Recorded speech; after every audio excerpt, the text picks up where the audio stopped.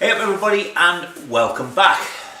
So first of all, hope you're all fit and healthy and keeping safe. We're pretty well isolated up here on our hill in Richford, so apart from going to get some groceries, we don't go out. Alright, I've got a bunch of things to mention, so I actually wrote them down and I'm getting good. So, subscribers, I guess because everybody's sitting at home with nothing to do. Hear that? Rain, cold, snow tomorrow. They're all looking for things to watch on YouTube, so I've had a steady stream of subscribers. So we certainly broke the 5,000 mark. I think we're almost at 5,100. Next thing, Norton Commando. I had a bunch of people contact me, sorted out what I wanted. Thank you very much to everybody that either sent me emails or a couple of people that made comments on the videos, so that's all sorted. Again, thanks very much, that's greatly appreciated. A lot of comments about the exhaust from the last video. Everybody liked it. I'm really pleased with the way it came out myself. It's exactly what I wanted. But a couple of people mentioned that it obscured the oil filler. Well, I'm not really bothered about that. You know, how often do you change the oil and you take one bolt out and it'll swing up out the way? But you know, when you get down to the little bits on a special, oh god. Well, I guess I'm not riding the trials bike today. When you get down to the little bits on a special, you often have to make compromises. But, you know, I mean, I had a Chevy, look, I'm getting American. I had a Chevrolet, a sort of sports version one, and to get at the alternator on that, for some reason they'd put it on the bottom of the engine. You actually had to take half the suspension off the front to get at it. And speaking of alternators, I'm going to stop because this sounds as if it might just pass over. Right, well, it keeps coming and going, so let's plod on. Right, what was I saying? Exhausts, alternators. Oh yeah, and if you've got a gold wing, the 6-cylinder one, did you know to get at the alternator on that, you've basically got to take that enormous engine out? Alright, so that's that. What else? This week's video is called Stuff, because what I'll be doing basically is just in and out. You can see Jensen's project behind me. As I film stuff, I'll get to the end of the week and put together enough for a video rather than it being doing one particular item. And finally, where is Spot? Well, Spot has been sulking a bit because my daughter, the one who unfortunately lives in Darlington, she's been telling me I'm a little old man since I was about 40. So you'll see, you know, see what she's like. So she mentioned Spot needed a bath, and he rather took it to heart. So I'll show you what Spot's doing. You know, if you stay in there much longer, you'll go all wrinkly. Come on, you're not even clean yet. Now, but the last thing to do with the manifold, now that I've sort of finished it off there, is to make a mounting for it. Because if we don't do that, then the carbs are going to be on their flexible rubber mountings, then this is going to be on, then we're going to have an air filter on the end of this, so there's going to be all this weight just on those rubber mountings. So what we're going to do is we're going to make a plate that goes on here to up here, because fortunately we have a couple of holes, one here, one there. Now the only problem with these is when I put this strengthening piece in, it partly obscured them. So what I've done is I've got a little grinder. Actually, I think I'll zoom you in for this. I got the grinder and went in there to grind that back a little bit. And then I turned and put down right here, which have now vanished. Well, bugger me. Where is it? Where has it gone? Alright, talk amongst yourselves while I find it. Alright, don't panic, I found it. I've made up two little pieces which I've drilled and tapped so we can bolt in from the back side, and I've also just on one half chamfered it so that it'll go up against that. I have a little bolt here, so that will go in there like thus.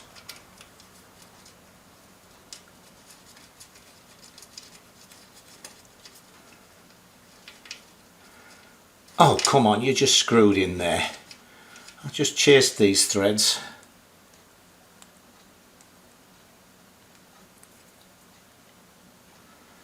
hold on again. Alright, I've run the tap through that again. So now, as we were saying,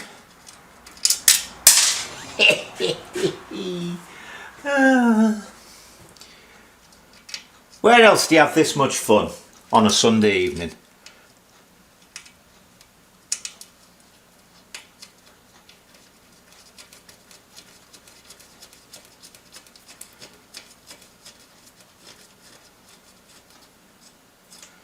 So that is going to go on there like that, and then of course we'll bronze it in, do one on the other side, and we've got the equivalent of a nice captive nut there for that. So let me bronze these in, because I'll have to bring the welder over here to do that, and then we'll look to making the plate that will weld onto here, that's going to bolt onto the back of that.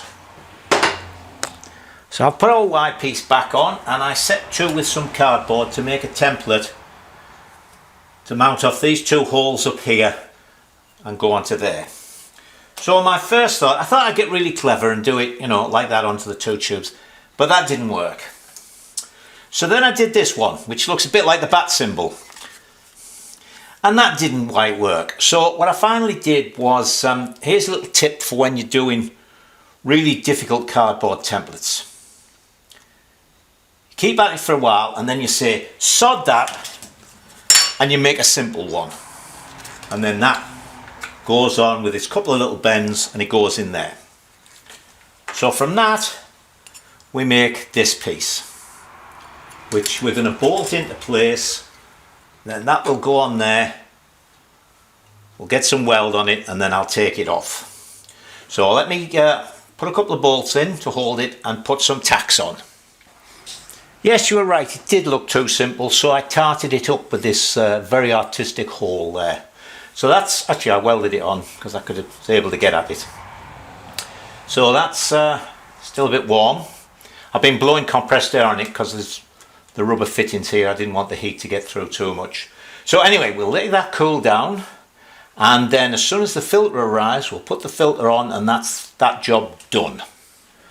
Now, one of the little finishing off jobs was to weld these stubs into there. So I've done that, and then the final thing I've got to do with these is, I'm on the surface plate here with a sheet of, I think it's 180 grit. We're going to make sure the bottom is completely flat. You just, on a flat surface, I mean I've got a surface plate, but to be honest, for this, anything good and flat, even the tabletop will do. You can see the aluminium dust coming off here, the filings if you like.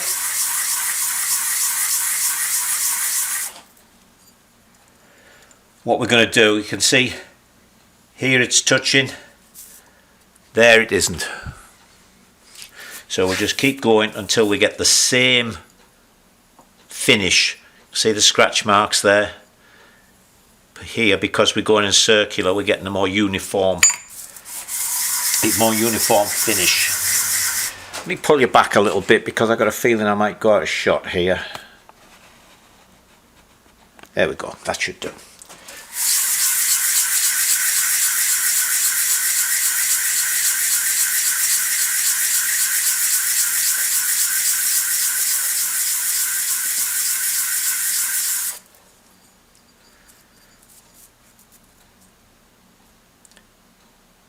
You see it's still just a little different, because one way you can really check this,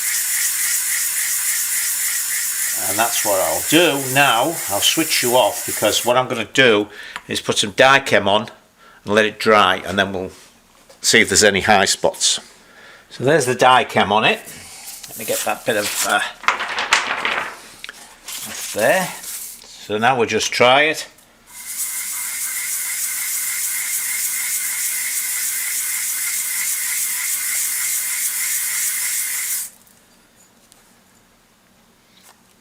You can see we're higher here and lower there, a little bit round, so we'll just keep going at it.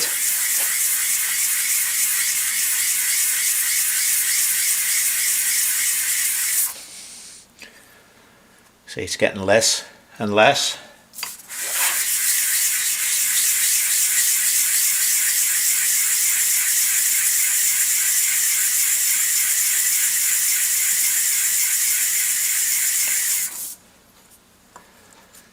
See, that's slowly disappearing. Now I'll keep on at it. If you wanted a really fine surface, don't forget we'll be putting a gasket cement on this. You could use wet and dry here to get a finer and finer surface on it, but this is going to be perfect for what we need. I might put a slight gasket on there rather than gasket cement. I don't know, we'll see what. I would have to make one up because there isn't one that shape. Although there might be a paper gasket for the XS650 because that part is perfectly standard. So anyway, let me finish this off and then I'll bolt them all on. And there, by the way, because you hadn't quite seen that really, and you still can't quite see it,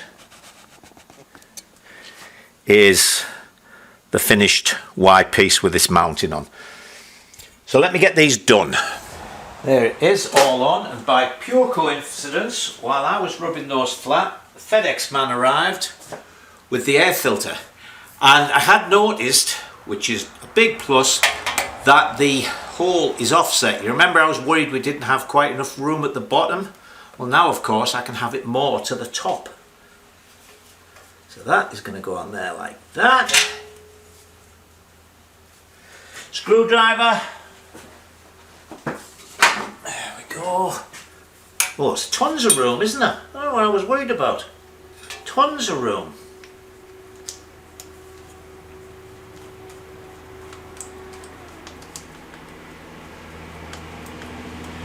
And if that doesn't pass enough air for basically a 325cc single, I don't know what will.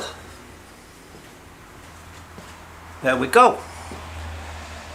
So that's fine. I could even make a little clamp for the top as well, if I thought that was going to vibrate too much, but I don't think it will. I'm sure they're made to do that. Alright, let's go and do another little job. Right, well I slipped out to do another little job. So I thought what I would do, I decided I'm going to put those little cutouts in there.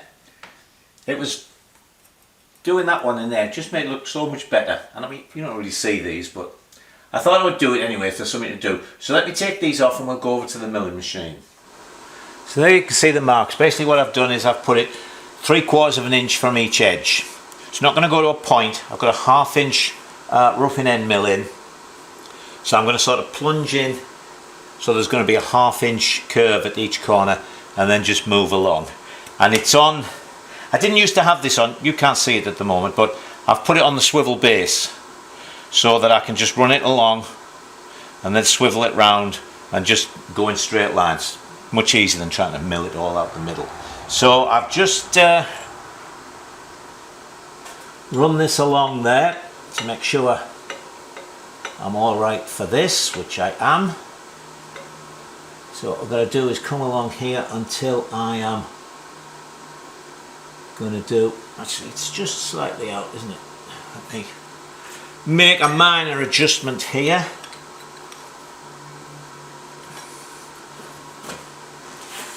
I put this on, I couldn't exactly get the vise lined up with the main holes, so I had to move it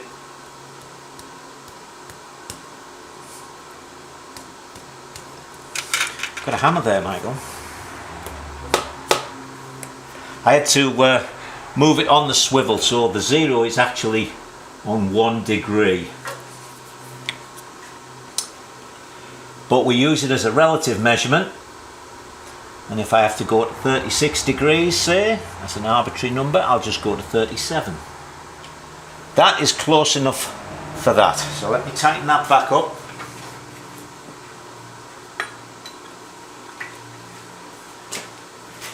And of course this is just going to run, I'm going to run it at 2000 RPM, 1/2 inch milling alloy.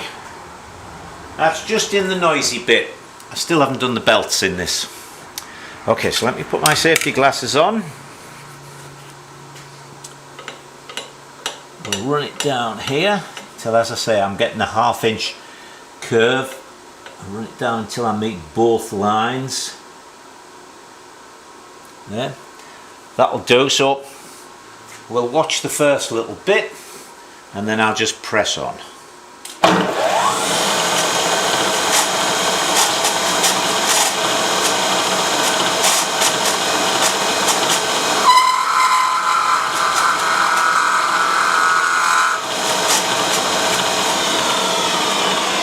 got 2 plates bolted together, but I guess they're not tightened enough. I only have 2 bolts in, so let me put a 3rd bolt in and see if that'll stop that squealing.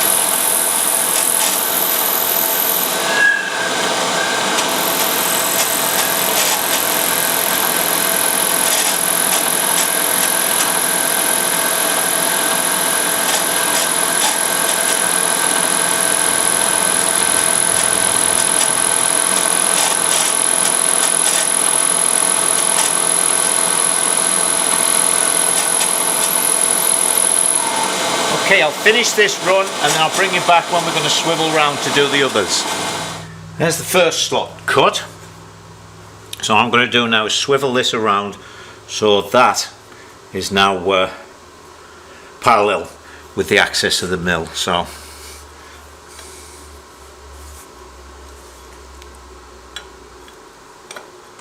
as I say, in instances like this, oh god, where's that bolt gone? Hang on, I can't see for the camera. In instances like this, it's not even that it's a relative measurement, it just needs the ability to swivel. I really must buy a rotary table, but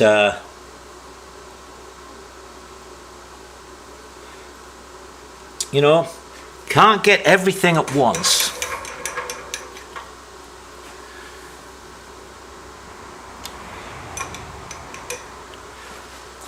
This is really difficult with having the camera where you can see it. Alright, but we will persevere. You might see my arm a couple of times.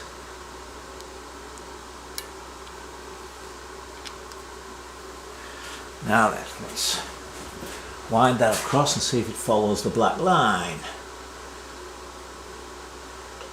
No, it's going too much. That's it, you see, I've got sort of 2 things to move because when it swivels it also moves across the table. So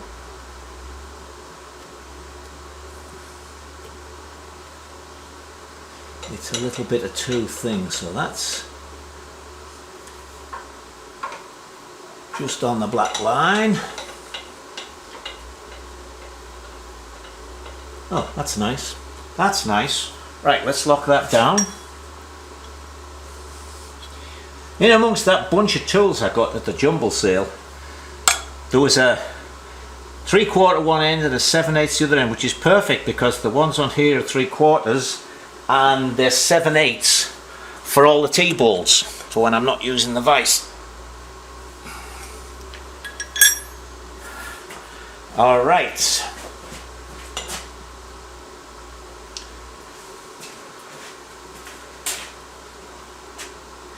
Oh, this is murder. I can't walk around the camera. Alright, let's have a look, see if that's got us just.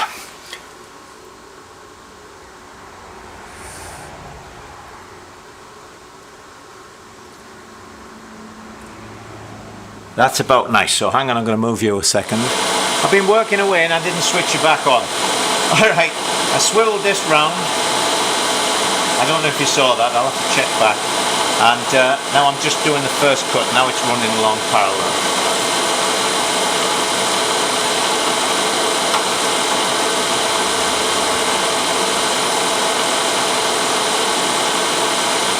And I mentioned that I was using the DRO, so I knew where to stop at each end.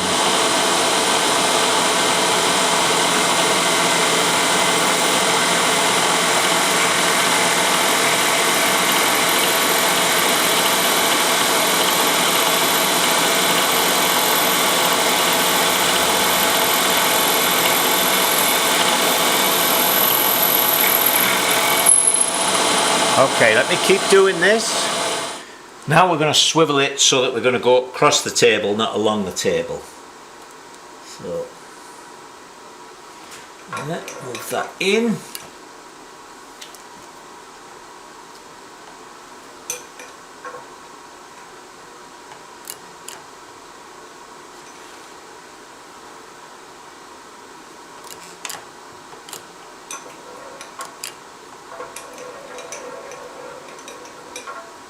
Just to go a bit more that way.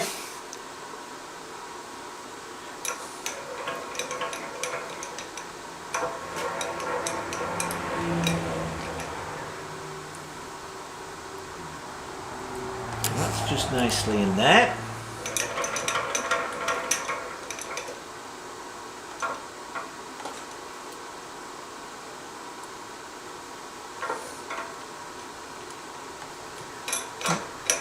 Was that my eyes deceiving me, or did that move? Maybe I was caught on the end mill. Yes, it did move. I must have just been catching on the end mill, and then as I moved the mill, it caused this to swivel around. So let's just move it up slightly. All right, let's see. That's about right. Maybe a little bit more. And let's see if that'll go down. That goes into there.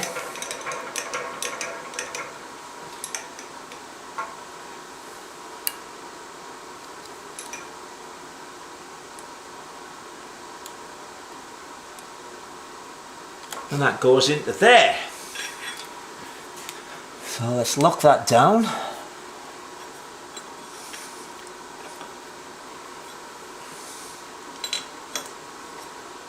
A lot of cleaning up to do. It's throwing stuff all over the place.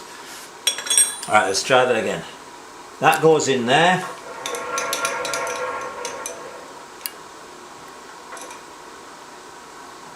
And that goes in there. Alright.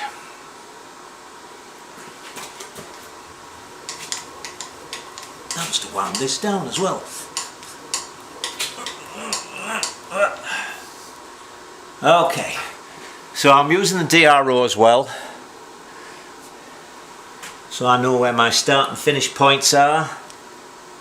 So that's going to be the start point, that's on 0. Alright, here we go again.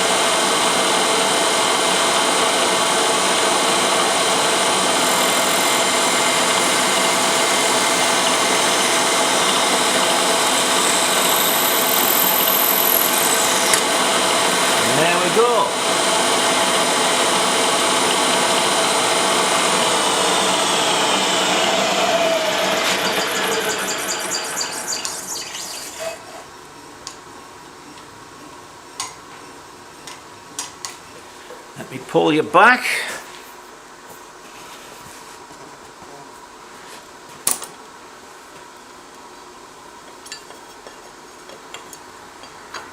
There we go. Can you see that?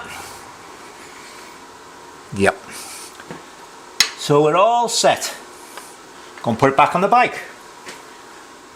Well, that was a more productive hour than sitting in the house. Cute, yeah. Okay. I think it's something to do tomorrow. Right, now the next job we're going to do are the footrests. And we have a few things to do here. First of all, and this is something to bear in mind for those of you with trials bikes to keep an eye on. The stops tend to wear away. You can see this is almost pointing down. So what we're going to do is we're going to take this off, and here, both sides, we're going to build that up. I don't suppose you can see it there, but you can actually see it sort of start to flatten out. We'll build that up so that when we put that back on,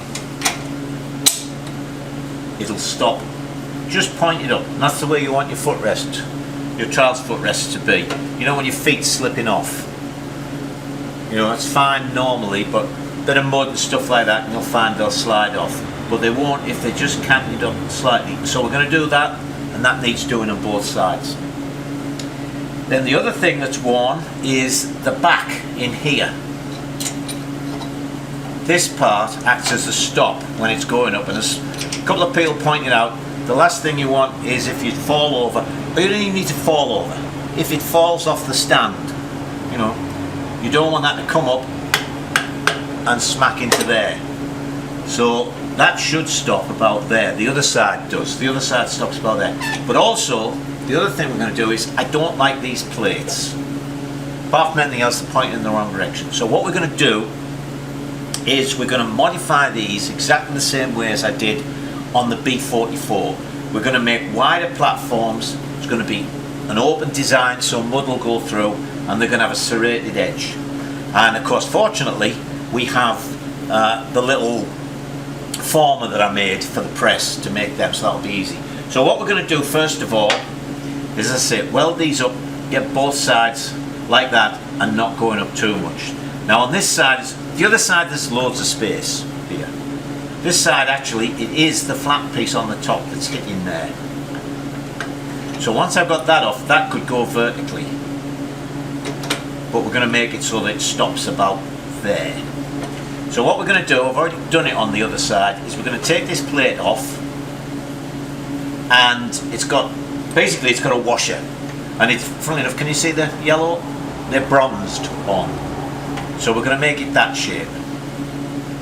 Then we're going to put the other piece on. Now, it's not going to be quite as easy as the B44, because on the B44, the footrest was level, like that. Here, as you can see, it's canted over. Even if it was in the right position, it'd be canted over like that. So when we put the piece on round here, we're going to have to do some clever little work at this end. So alright, let me take these off. I started doing this one, welding it up and then filing it back to shape. So I'll do both of them. I won't show you it because all I'm going to do is bonk a little bit of TIG on there, file it flat, dry it and do it a couple of times. But when we've got them like that, and I've cut this piece off, so when they're both like this one, we'll come back and we'll look to making the nice wide serrated edge footrest. And there's the one for this side done. As you can see now, it has just a little bit of up. In fact, I might even take a fraction more off that. And that one on this side, as I say, you see it doesn't come up as far as that other one did. And also, because of the way the case is, it's well out of the way. But also because of the way the case is, because of this big bulge here. You know what, do we need that great big bulge with the new ignition?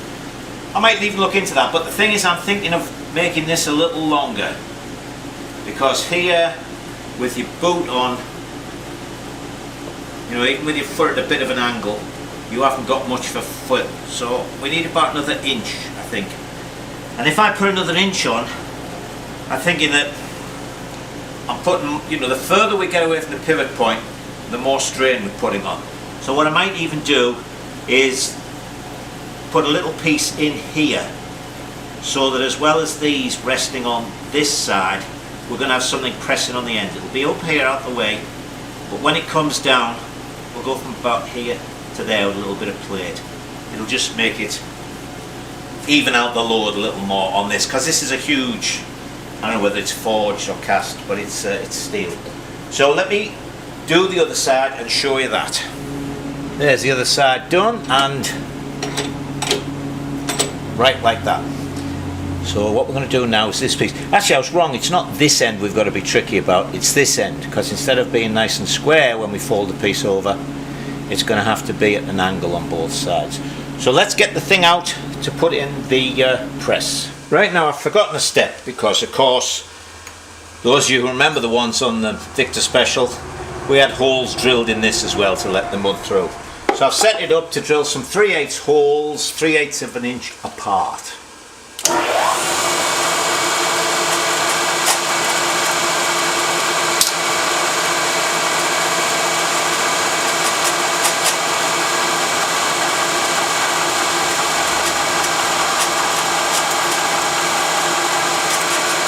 One, and then we move along 750 south.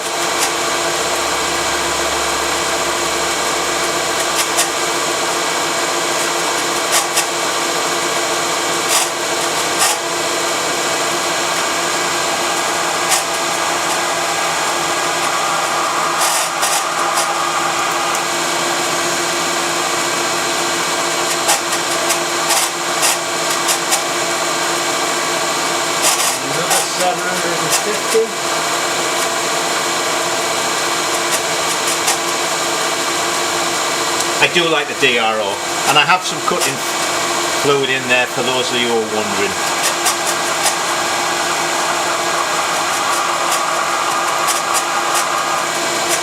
See the smoke.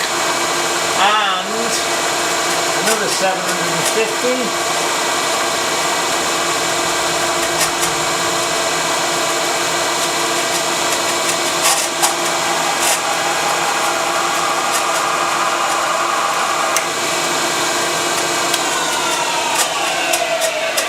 There we go. So there's our holes. So I'll chamfer these and I'll do the other one. Now you may remember this simple little jig. Basically what it is a former, which is this box, and a plunger to push in with a curve that we want. Now that's 1.5 inches. Right, now we can fit everything in. So you can see I've marked this halfway. That's just to help me line that up like that, and we want it nice and square. So then we put this piece in and we squish it.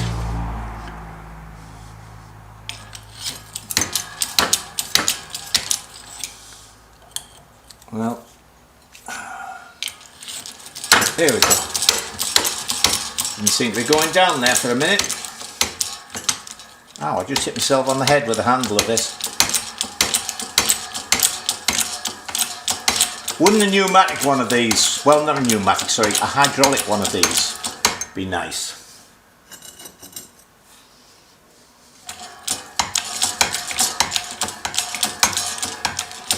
This works perfectly well.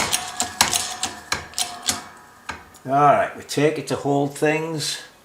That's right, that's right.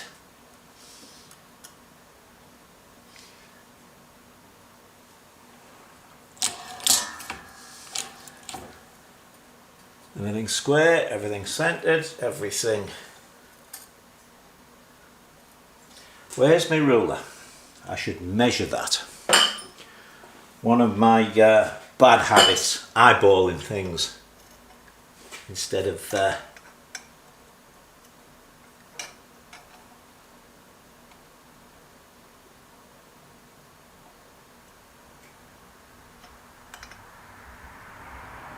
okay.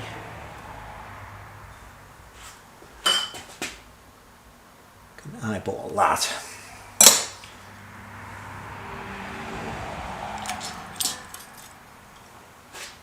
Get that straight across. And of course it won't fit in there. Oh dear, dear, dear.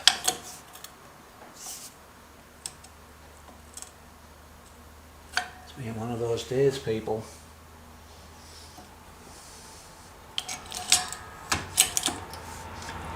Now let's check. That's in the middle, it'll fit in. And there we go, you see. Isn't that clever?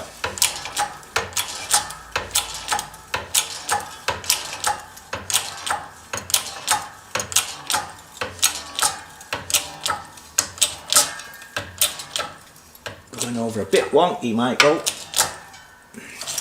Let's reposition slightly.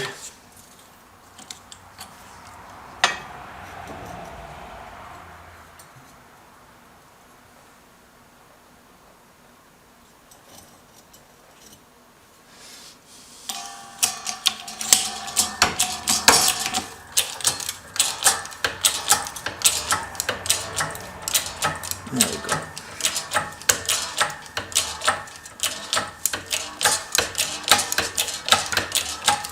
Our little plate on the top is 1.5 inches as well.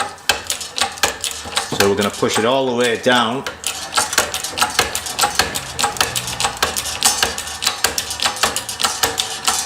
If we've got enough. That's at the bottom of our travel. The reason we're going to push it all the way down is so that this will be trapped in between those two sides, pressed nice and tight, so it won't just spring back out while we're doing our little bit of forming at the top.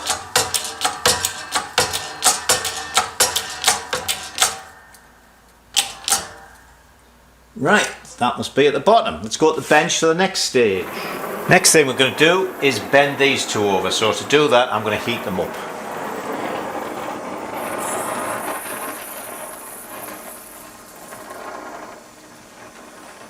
We're going to bend these over and they should meet in the middle, or near enough, because then we have to cut a piece out to weld it onto the existing footrest.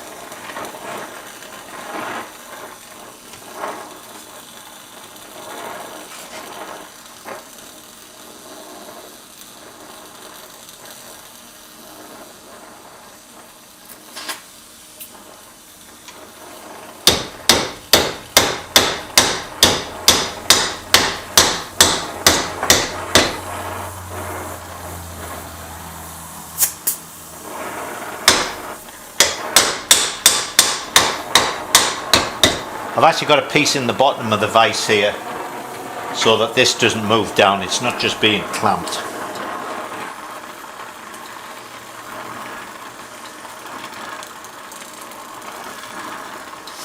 Now if these don't meet in the middle, it means I haven't taken enough into account for the thickness of the metal as I've done the bends. But it doesn't really matter in this instance.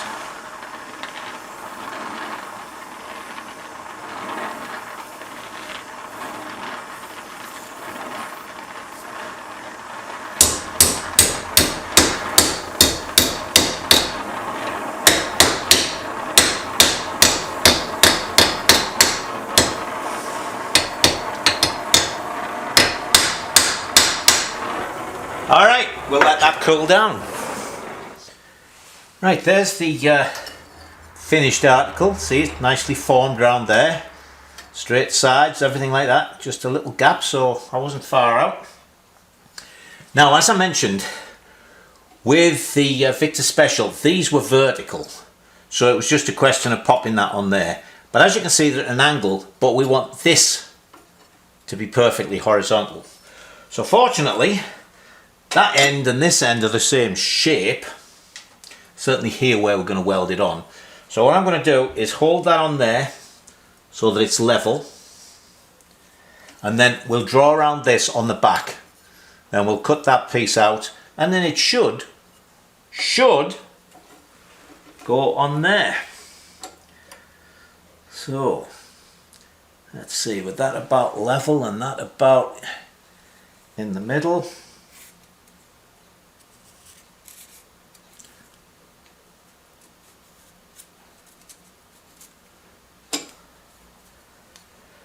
And there we go, we're going to cut that out.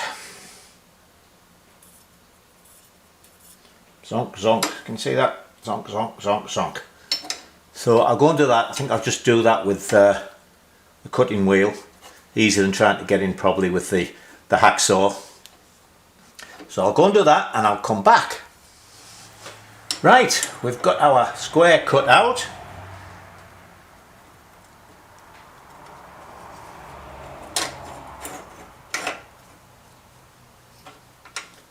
That goes on there like thus.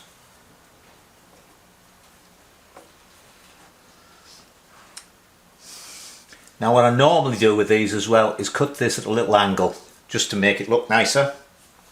So first thing we'll do is we'll go and put the serrations on there, and then we'll weld it on. And to do the serrations we use just a cutting disc.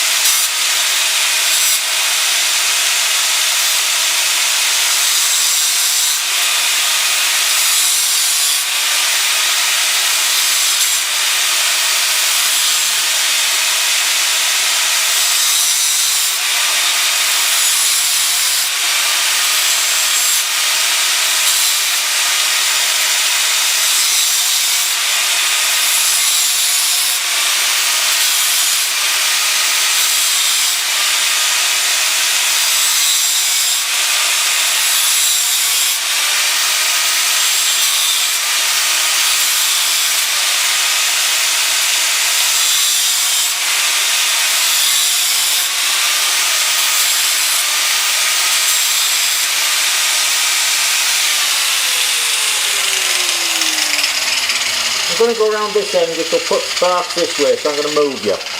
There it is with a nice grippy edge. So all we need to do now, put that on there, like that, and weld it in. So let me do that. There it is welded up. And the last thing I'm going to do, as I say, just to make it look a little nicer, is we're going to cut along that line. And then when that's cut out, I'll be welding this in a little bit differently. So let me cut that off. And there is the completed footrest. Shaped up, so goes on there. And that, come on, goes in there. Doesn't look too bad, does it? So that's a much better platform for your feet. Doesn't catch, so we're all right. I might put a washer inside, because as you can see it's a bit worn. So I could either build that up with a bit of weld, because that's where it seems to be worn down. This hole, by the way, is where the spring goes. There's a little internal spring in here that holds that down. But there you go. Pleased with that. Now I can look at the one on the other side. Right then, that's it for this week. Next week we'll probably be doing, I don't know what, obviously finishing off the other footrest and starting to look at the back brake and back brake pedal and stuff like that. So in the meantime, you stay safe and you enjoy yourselves.